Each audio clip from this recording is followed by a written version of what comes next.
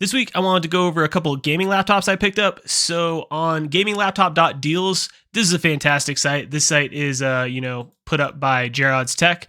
If you haven't watched his reviews, he has some of the best laptop reviews on YouTube.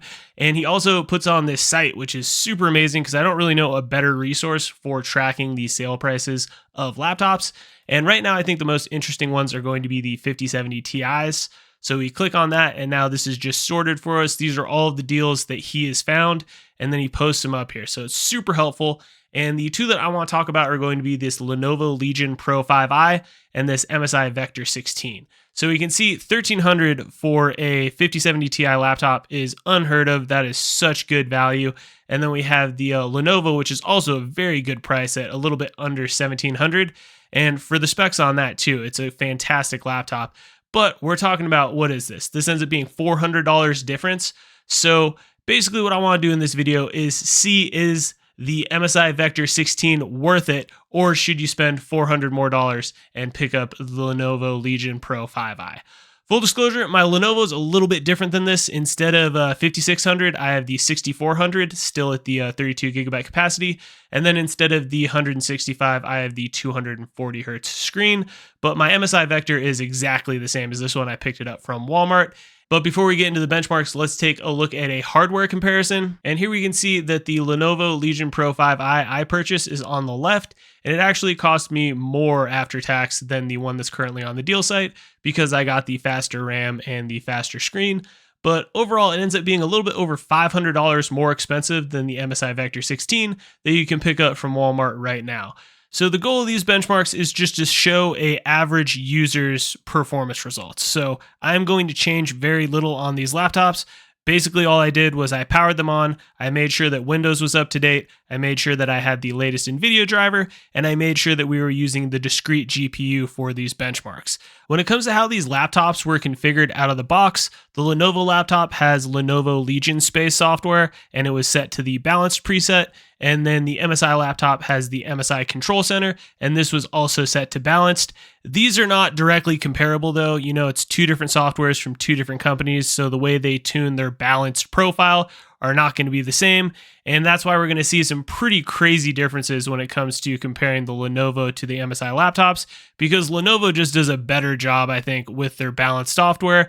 And the MSI just really struggles in the games that we tested. And it's kind of weird too, because if you look at the MSI Control Center software, it says that the balanced profile is like the preferred one that they recommend. So not really sure why that is when you end up seeing such bad performance, but let's take a look at the benchmarks. First up, we have Call of Duty Warzone 1600p basic preset, and I ended up using DLSS Balanced because I just like using DLSS on laptops.